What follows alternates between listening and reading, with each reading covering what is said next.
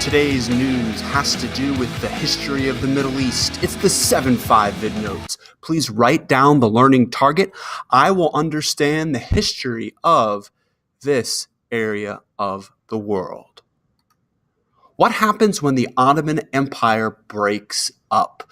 Last lesson, we talked about the Ottoman Empire, which was one of the longest running empires in world history. This is it at its peak. It covered 3 continents, but it's all over. Breakups are hard. Let's find out what happened after the Ottoman Empire splits up. The League after World War I. This group is important to the Ottoman Empire story. The League of Nations was an international cooperative group that was created after World War I in 1920 to prevent future wars. The League allowed the breakup. During World War I, Britain and France agreed to divide large parts of the Ottoman Empire in the Middle East between themselves. The League of Nations allowed Britain and France to break up this land. The Mandate System, Part 1. After World War I, the Mandate System gave Britain control over lands that would become Iraq, Transjordan, which would later just be called Jordan, and Palestine. So on your map, please circle the 3 lands of the former Ottoman Empire that Britain took control over. Palestine, Iraq, and Transjordan, and then label Britain. Mandate System Part 2. The Mandate System also gave France control of 2 former lands of the Ottoman Empire, Syria and Lebanon. On your map, please circle Lebanon and Syria and label France. Define. What is a mandate system? A mandate system is an order that requires a country to do something, a mandate. And Britain and France had control over this region. Effects of the mandate system. The division of the Ottoman Empire through the mandate system planted the seeds for future conflicts in the Middle East. It divided up land that had a confusing history, and it created the Sunni and Shia split and made it even more. It created ISIS and terrorist groups, and we'll talk more about that in class. The first genocide of the 20th century, shifting gears and talking about the Ottoman Empire's tragedy. The first genocide in the 1900s happened in Armenia, which is a part of the Ottoman Empire until World War I. So we've talked about Rwanda in 1994 in Africa, but the very first genocide happened in the Ottoman Empire.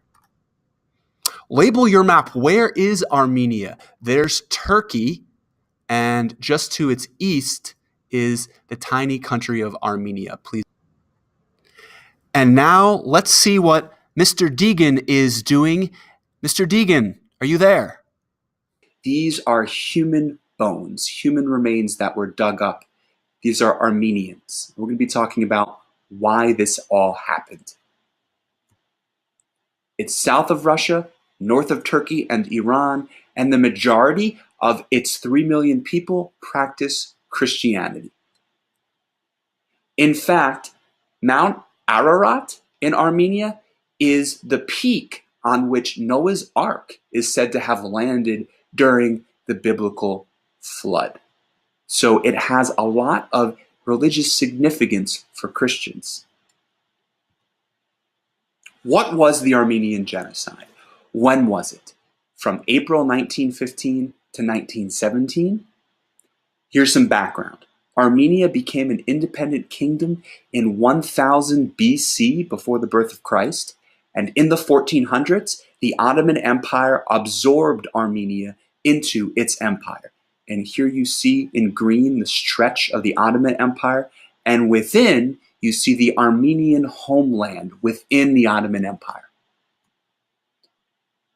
Onward we go. In 1908, the new government takes power in the Ottoman Empire, led by the Young Turks. The Young Turks was an extreme nationalist group that wanted to Turkify the empire and declared Islamic jihad against all Christians. They were extremists. On April 24th, 1915, the Turkish government arrested and executed hundreds of Armenian intellectuals. And these are just some of the Armenian philosophers and professors and thinkers who were executed. If you execute the smartest of the Armenian race, then they will not be able to progress. That was the thought, the sick thought of these Turkish government officials. After April 1915, Turkish police force Armenians out of their homes and send them on death marches through the Mesopotamian desert without food or water. And here is a photograph of one such death march. Here are the Armenian people. And people who stopped to rest were shot by these Turkish police. The Young Turks hired killing squads, who were really imprisoned murderers or ex-convicts, to drown Armenians in rivers, throw them off cliffs, crucify them, or burn them alive. In total, about 1.5 million Armenians died, and here are their bones, which have been dug up from mass graves. Adolf Hitler used the Armenian Genocide as a reason for starting the Holocaust, believe it or not. Here's what he said right before he invades Poland. Who, after all, speaks today of the annihilation of the Armenians?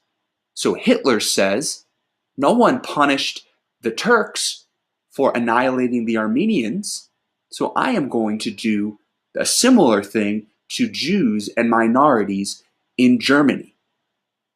Sick. How is the Armenian Genocide seen today? Today, the government of Turkey refuses to acknowledge that it committed a genocide. Governments around the world, unfortunately, including the US, have not called it a genocide either. Why? Because Turkey is a strategic ally in the war against terrorism. You don't want to lose this important ally.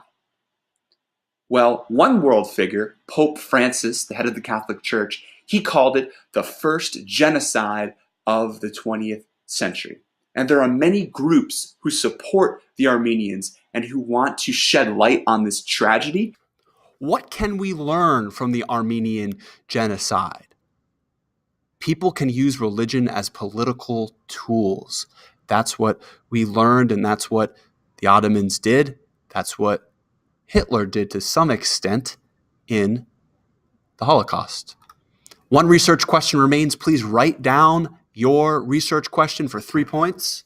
And when you're done with that, you're done with 7-5. Until next time, this is Mr. Deegan signing off.